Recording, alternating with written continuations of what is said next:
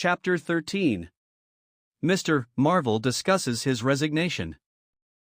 When the dusk was gathering and Iping was just beginning to peep timorously forth again upon the shattered wreckage of its bank holiday, a short, thick-set man in a shabby silk hat was marching painfully through the twilight behind the beechwoods on the road to Bramblehurst.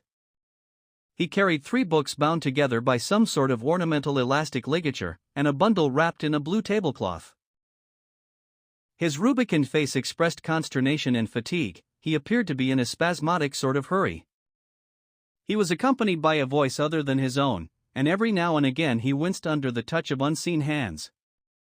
"If you give me the slip again," said the voice. "If you attempt to give me the slip again." "Lord," said Mr. Marvel. "That shoulder's a mass of bruises as it is." "I didn't try to give you the slip," said Marvel, in a voice that was not far removed from tears. "I swear I didn't. I didn't know the blessed turning, that was all." "How was I to know the blessed turning? As it is, I've been knocked about." "You'll get knocked about a great deal more if you don't mind," said the voice. And Mr. Marvel abruptly became silent. He blew out his cheeks, and his eyes were eloquent of despair. "It's bad enough to let these floundering yokels explode my little secret, without your cutting off with my books. It's lucky for some of them they cut and ran when they did. Here am I. No one knew I was invisible. And now what am I to do?" "What am I to do?" asked Marvel, sotto voce. "It's all about. It will be in the papers. Everybody will be looking for me, everyone on their guard." The voice broke off into vivid curses and ceased. The despair of Mr. Marvel's face deepened, and his pace slackened. "Go on," said the voice. Mr. Marvel's face assumed a grayish tint between the ruddier patches. "Don't drop those books, stupid," said the voice sharply, overtaking him. "The fact is," said the voice, "I shall have to make use of you. You're a poor tool, but I must." "I'm a miserable tool," said Marvel. "You are," said the voice. "I'm the worst possible tool you could have," said Marvel. "I'm not strong," he said after a discouraging silence. "I'm not overstrong," he repeated. "No? And my heart's weak. That little business, I pulled it through, of course, but bless you, I could have dropped. Well, I haven't the nerve and strength for the sort of thing you want. I'll stimulate you." "I wish you wouldn't. I wouldn't like to mess up your plans, you know. But I might out of sheer funk and misery." "You'd better not," said the voice, with quiet emphasis. "I wish I was dead," said Marvel. "It ain't justice," he said, "you must admit. It seems to me I've a perfect right." "Get on," said the voice. Mr. Marvel mended his pace, and for a time they went in silence again. "It's hard," said Mr. Marvel. This was quite ineffectual. He tried another tack. "What do I make by it?" he began again in a tone of unendurable wrong. "Oh, shut up," said the voice, with sudden amazing vigor. "I'll see to you all right. You do what you're told. You'll do it all right. You're a fool and all that, but you'll do. I tell you, sir, I'm not the man for it. Respectfully, but it is so." "If you don't shut up, I shall twist your wrist again," said the invisible man. "I want to think." Presently 2 oblongs of yellow light appeared through the trees, and the square tower of a church loomed through the gloaming.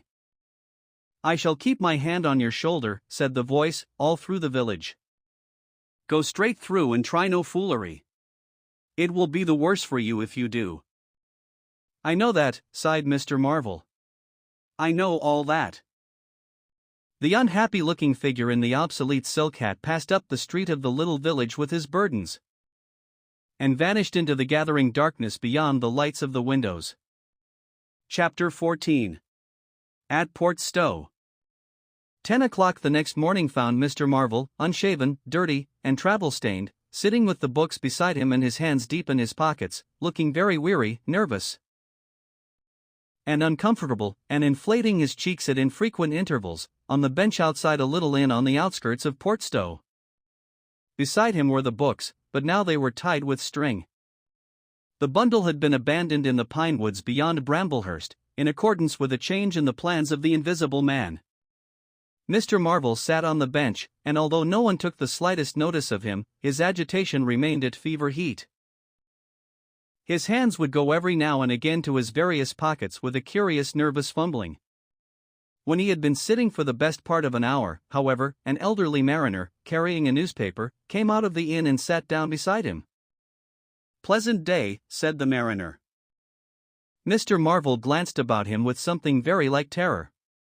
"Very," he said.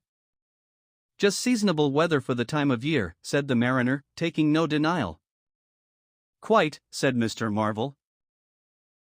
The mariner produced a toothpick and, saving his regard, was engrossed thereby for some minutes. His eyes, meanwhile, were at liberty to examine Mr. Marvel's dusty figure and the books beside him. As he had approached Mr. Marvel, he had heard a sound like the dropping of coins into a pocket. He was struck by the contrast of Mr. Marvel's appearance with this suggestion of opulence. Thence his mind wandered back again to a topic that had taken a curiously firm hold of his imagination. "Books?" he said suddenly, noisily finishing with the toothpick. Mr. Marvel started and looked at them. "Oh, yes," he said. "Yes, they're books." "There's some extraordinary things in books," said the mariner. "I believe you," said Mr. Marvel. "And some extraordinary things out of 'em," said the mariner. "True likewise," said Mr. Marvel. He eyed his interlocutor, and then glanced about him. "There's some extraordinary things in newspapers, for example," said the mariner. "There are." "In this newspaper," said the mariner. "Ah," said Mr. Marvel. "There's a story," said the mariner, fixing Mr. Marvel with an eye that was firm and deliberate. "There's a story about an invisible man, for instance." Mr. Marvel pulled his mouth askew, scratched his cheek, and felt his ears glowing. "What will they be writing next?" he asked faintly. "Austria, or America?" "Neither," said the mariner. "Here." "Lord," said Mr. Marvel, starting. "When I say here," said the mariner, to Mr. Marvel's intense relief, "I don't, of course, mean here in this place, I mean hereabouts."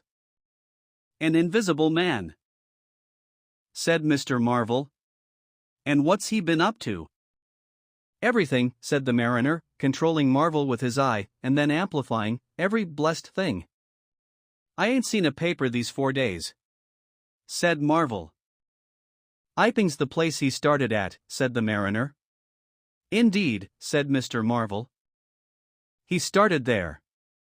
And where he came from, nobody don't seem to know. Here it is, peculiar story from Iping. And it says in this paper that the evidence is extraordinary strong, extraordinary." "Lord," said Mr. Marvel. "But then, it's an extraordinary story. There is a clergyman and a medical gent witnesses saw 'im all right and proper, or leastways didn't see 'im. He was staying, it says, at the Coach and Horses, and no one don't seem to have been aware of his misfortune, it says, aware of his misfortune. Until, in an altercation in the inn, it says, his bandages on his head was torn off. It was then observed that his head was invisible. Attempts were at once made to secure him, but, casting off his garments, it says, he succeeded in escaping. But not until after a desperate struggle, in which he had inflicted serious injuries, it says, on our worthy and able constable, Mr. J. Jaffers. Pretty straight story, eh? Names and everything." "Lord," said Mr. Marvel, looking nervously about him, trying to count the money in his pockets by his unaided sense of touch. "And full of a strange and novel idea." "It sounds most astonishing. Don't it? Extraordinary, I call it. Never heard tell of invisible men before, I haven't, but nowadays one hears such a lot of extraordinary things, that all he did?" asked Marvel, trying to seem at his ease. "It's enough, ain't it?" said the mariner. "Didn't go back by any chance?" asked Marvel. "Just escaped and that's all, eh?" All, said the mariner. Why, ain't it enough? Quite enough, said Marvel. I should think it was enough, said the mariner. I should think it was enough. He didn't have any pals. It don't say he had any pals, does it? Asked Mr. Marvel, anxious. Ain't one of a sort enough for you? Asked the mariner. No, thank heaven, as one might say, he didn't. He nodded his head slowly. It makes me regular uncomfortable, the bare thought of that chap running about the country. He is at present at large, and from certain evidence it is supposed that he has took, I suppose they mean the road to Port Stowe. You see, we're right in it. None of your American wonders, this time. And just think of the things he might do. Where'd you be, if he took a drop over and above, and had a fancy to go for you? Suppose he wants to rob, who can prevent him? He can trespass, he can burgle, he could walk through a cordon of policemen as easy as me, or you could give the slip to a blind man. Easier. For these here blind chaps here uncommon sharp, I'm told. And wherever there was liquor he fancied. He's got a tremendous advantage, certainly, said Mr. Marvel. And well. You're right, said the mariner. He has. All this time Mr. Marvel had been glancing about him intently, listening for faint footfalls, trying to detect imperceptible movements. He seemed on the point of some great resolution. He coughed behind his hand. He looked about him again, listened, bent towards the mariner, and lowered his voice. The fact of it is, I happen to know just a thing or two about this invisible man. From private sources. Oh, said the mariner, interested. You? Yes, said Mr. Marvel. Me. Indeed, said the mariner. And may I ask? You'll be astonished, said Mr. Marvel behind his hand. It's tremendous. Indeed, said the mariner. The fact is, began Mr. Marvel eagerly, in a confidential undertone. Suddenly his expression changed marvelously. Ow, he said. He rose stiffly in his seat. His face was eloquent of physical suffering. Wow, he said. What's up? Said the mariner, concerned. Toothache, said Mr. Marvel, and put his hand to his ear. He caught hold of his books. I must be getting on, I think, he said. He edged in a curious way along the seat away from his interlocutor. But you was just going to tell me about this here invisible man, protested the mariner. Mr. Marvel seemed to consult with himself. Hoax, said a voice. It's a hoax, said Mr. Marvel. But it's in the paper, said the mariner. Hoax all the same, said Marvel. I know the chap that started the lie. There ain't no invisible man whatsoever, blimey. But how about this paper? D'you mean to say? Not a word of it, said Marvel, stoutly. The mariner stared, paper in hand. Mr. Marvel jerkily faced about. Wait a bit, said the mariner, rising and speaking slowly. D'you mean to say? I do, said Mr. Marvel. Then why did you let me go on and tell you all this blarsted stuff, then? What do you mean by letting a man make a fool of himself like that for? Eh? Mr. Marvel blew out his cheeks. The mariner was suddenly very red indeed, he clenched his hands. I've been talking here this 10 minutes, he said, and you little pot-bellied, leathery-faced son of an old boot, couldn't have the elementary manners. Don't you come bandying words with me, said Mr. Marvel. Bandying words. I'm a jolly good mind. Come up, said a voice, and Mr. Marvel was suddenly whirled about and started marching off in a curious spasmodic manner. You'd better move on, said the mariner. Who's moving on? Said Mr. Marvel. He was receding obliquely with a curious hurrying gait, with occasional violent jerks forward. Some way along the road he began a muttered monologue, protests, and recriminations. Silly devil, said the mariner, legs wide apart, elbows akimbo, watching the receding figure. I'll show you, you silly ass, hoaxing me. It's here. On the paper. Mr. Marvel retorted incoherently and, receding, was hidden by a bend in the road.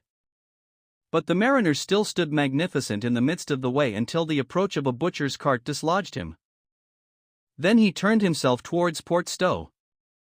Full of extraordinary asses, he said softly to himself. Just to take me down a bit, that was his silly game, it's on the paper.